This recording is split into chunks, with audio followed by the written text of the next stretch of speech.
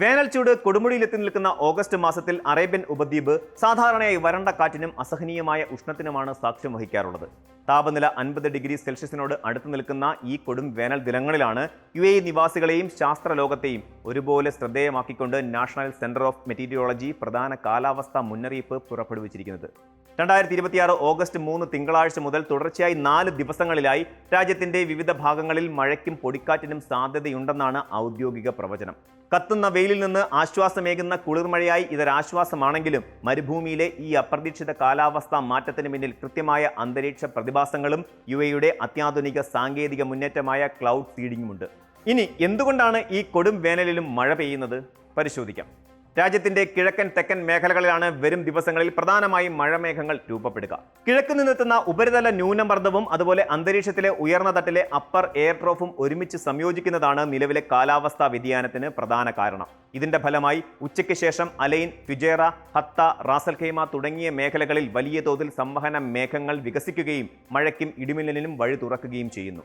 കാറ്റിന്റെ വേഗത മണിക്കൂറിൽ 10 മുതൽ 25 കിലോമീറ്റർ വരെ ആയിരിക്കുമെങ്കിലും ചില സന്ദർഭങ്ങളിൽ ഇത് 40 മുതൽ 50 കിലോമീറ്റർ വരെയായി ഉയരാം.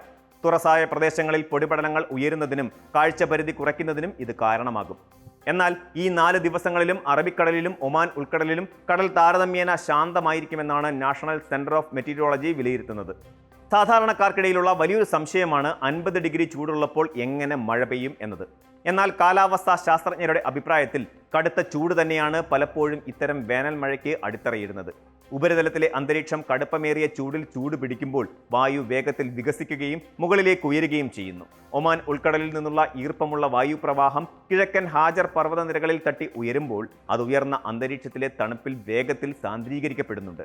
ഇതാണ് പെട്ടെന്നുണ്ടാകുന്ന ശക്തമായ സംവഹന മേഘങ്ങൾക്കും ഇടിമിന്നലോടുകൂടിയ പെരുമഴയ്ക്കും ചിലപ്പോൾ ആലിപ്പഴ വർഷത്തിനും കാരണമാകുന്നത്. പ്രകൃതിദത്തമായി രൂപപ്പെടുന്ന ഇത്തരം മേഘങ്ങളിൽ നിന്നും കൂടുതൽ മഴ വേഗത്തിൽ ഭൂമിയിലെത്തിക്കാൻ UAE ആശ്രയിക്കുന്നത് ക്ലൗഡ് സീഡിംഗ് എന്ന ശാസ്ത്രീയ രീതിയെയാണ്. മഴ വർദ്ധിപ്പിക്കാനുള്ള ഈ ദൗത്യങ്ങളുടെ ഭാഗമായി നാഷണൽ സെന്റർ ഓഫ് മെറ്റീരിയോളജി മുഴുവൻ സമയ നിരീക്ഷണമാണ് നടത്തുന്നത്. രാജ്യമെമ്പാടും സ്ഥാപിച്ചിട്ടുള്ള അത്യാധുനിക കാലാവസ്ഥാ റഡാറുകളും ഉപഗ്രഹ സാങ്കേതിക വിദ്യയും ഉപയോഗിച്ച് മഴ സാധ്യതയുള്ള മേഘങ്ങളെ തിരിച്ചറിയുകയാണ് ആദ്യപടി. മഴ പെയ്യാൻ ശേഷിയുള്ള സംവഹന മേഘങ്ങൾ കണ്ടെത്തിയാൽ ഉടൻ തന്നെ NCMന്റെ പ്രത്യേക വിമാനങ്ങൾ ആകാശത്തേക്ക് കുതിച്ചുയരുന്നു.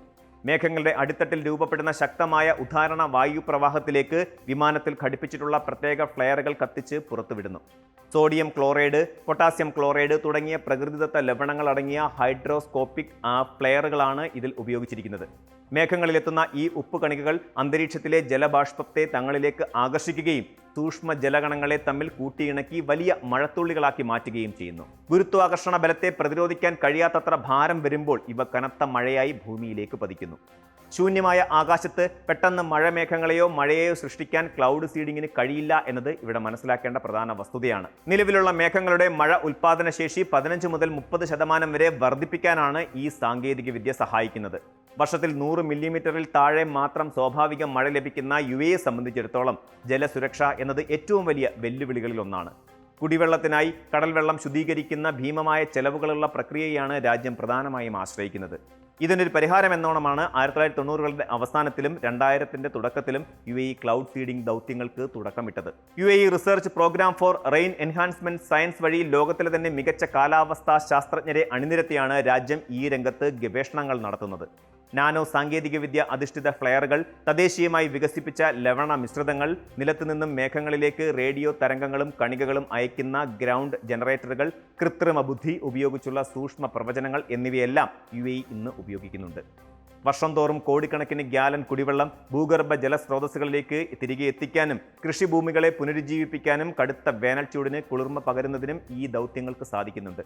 തുടർച്ചയായ 4 ദിവസങ്ങളിൽ കാലാവസ്ഥയിൽ മാറ്റമുണ്ടാകുമെന്ന മുന്നറിയിപ്പുള്ളതിനാൽ അലൈൻ, ഫുജൈറ, മസാഫി തുടങ്ങിയ മലയോര മേഖലകളിലും ഉൾനാടൻ പ്രദേശങ്ങളിലും യാത്ര ചെയ്യുന്നവർ പ്രത്യേകം ജാഗ്രത പാലിക്കേണ്ടതുണ്ട്.